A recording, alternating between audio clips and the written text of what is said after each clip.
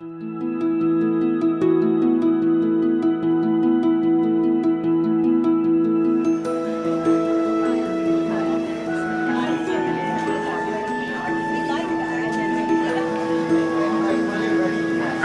everybody.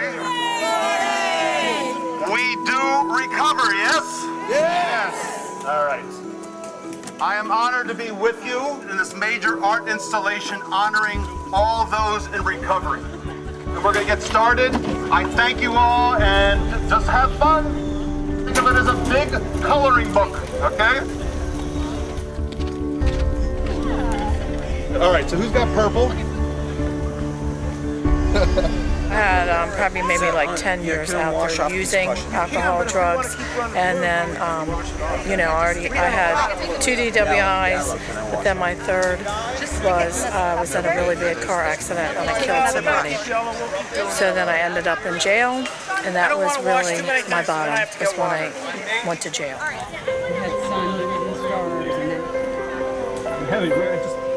At the ripe old age of 10, I found drugs and alcohol. I spent most of my adolescence and my early adult years incarcerated. Unfortunately, I'm not proud of it, but I've been to state prison 5 times. I've been in rehab probably 30 times. All the horrors of addiction came true for me. Jails, institutions. It took me 24 years ago in the meetings before I finally stopped using. You're never too young or too old to get this thing. I wasn't born into a traumatic household. I mean, I come from a great household I was a Division I baseball player. I mean, all county sports. I mean, you name it, the all-American kid essentially. But unfortunately drugs and alcohol rid me of all of that. Even when you first are trying to get sober and clean, it's a rough journey in the beginning. But as you continue to do the right thing and you get used to abstaining from drugs and alcohol, maybe some blue comes up. And then you get a little bit higher, and then maybe some purple, and then some red, and then eventually achieving happy, joyous, and free and abstinent life in recovery. I guess it'll be a work of art by the time we finish. But it's relaxing, it's calming. We really have joined together and come together as recovering addicts, which is very special. I actually had a gift of desperation. I hit my rock bottom, my spiritual rock bottom, and I just needed a change. And, I was given the tools that I needed to do it, and I was literally blessed. It's the person next door, it's the person across the street. It doesn't discriminate. This disease does not discriminate. It's a disease of the family. It's just not a disease of the addict. But we're making strides here.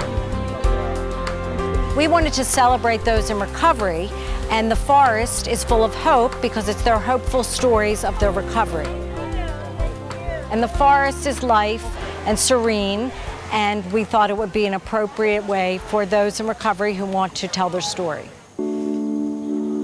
It's quite remarkable. In less than 3 hours, people who claim they're not artists use a high-end water-based paint to paint designs based on designs they did originally that I reconstructed and gave back to them.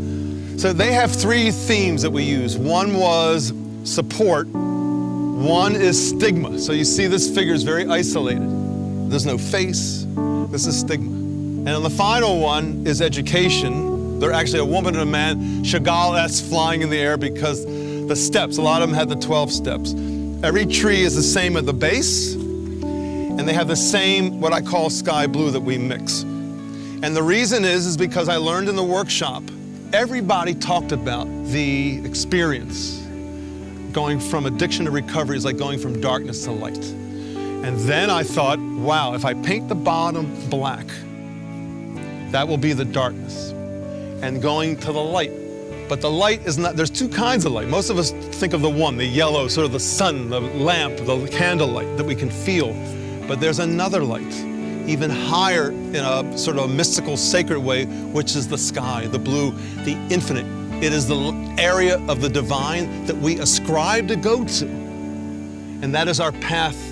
And it was perfect for recovery because we're going from darkness and always trying to be better and finding success. So all the trees have this sort of sacred subtext under their subtext story on every single tree.